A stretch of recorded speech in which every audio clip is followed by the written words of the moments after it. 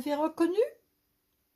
Le menuet en sol majeur attribué à Jean-Sébastien Bach, vraisemblablement c'est Monsieur Petzold qui l'a écrit, en tout cas il figure dans le petit livre de Anna Magdalena. Première chose à voir, eh bien c'est aller voir des vidéos où l'on danse. Un menuet, c'est une danse à 3 temps. Et le premier temps sera accentué. Regardez les vidéos et vous verrez 1, 2, 3, 1, 2, 3, 1, 2, 3. Là, je vais accentuer exprès, bien sûr. Il ne faudra pas l'accentuer comme ça quand vous allez jouer. Une danse, ça doit être fluide, ça doit être joli. On ne danse pas avec des gros sabots, comme je vais faire tout de suite.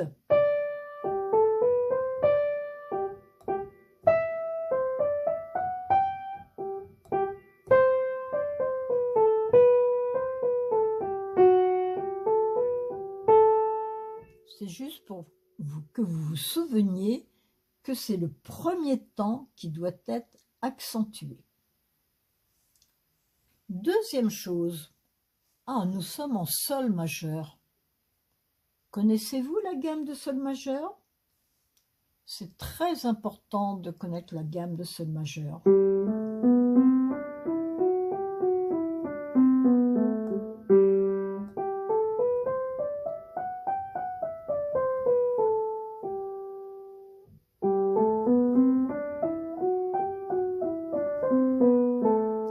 Sur une ou deux octaves, peu importe.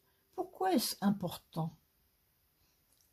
Parce que la position de la main au début, et pas seulement au début du morceau, vous allez voir, vous allez retrouver la même position à l'intérieur du morceau.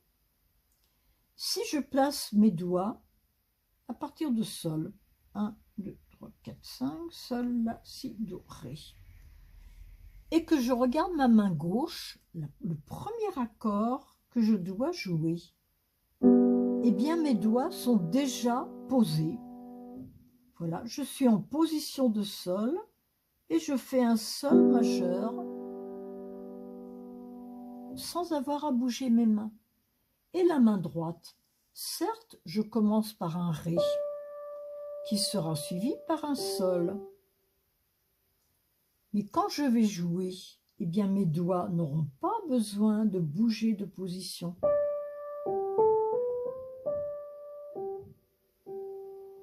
Ils vont changer après, mais pas dans l'immédiat.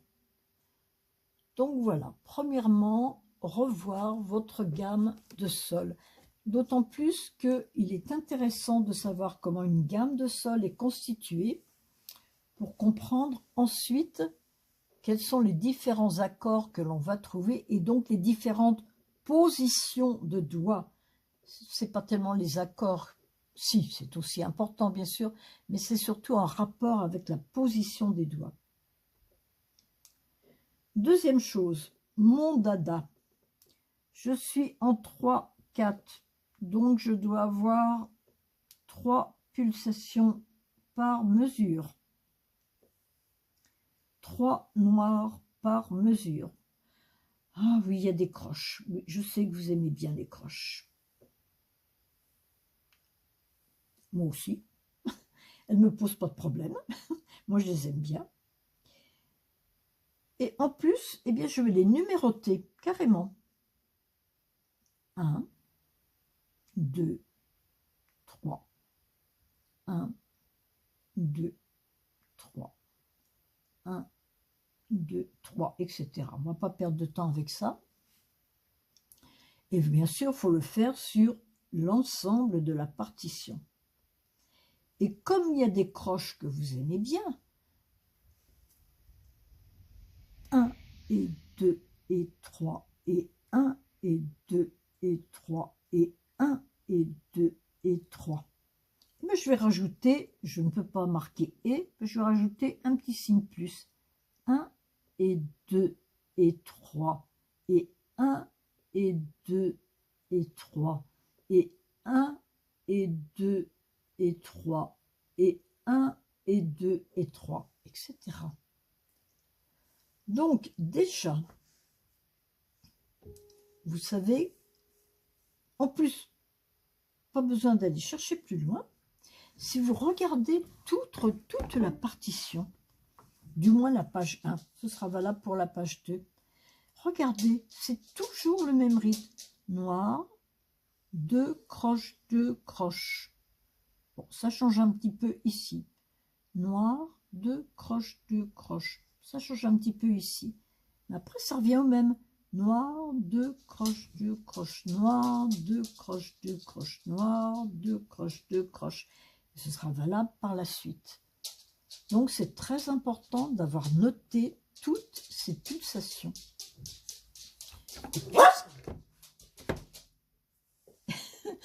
Pardon pour mon chien.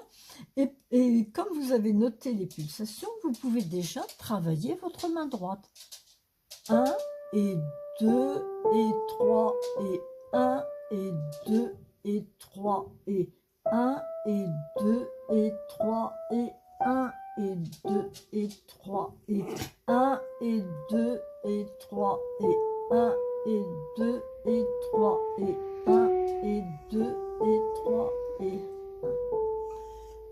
Voilà, ça c'est la première partie. Bon courage, à bientôt.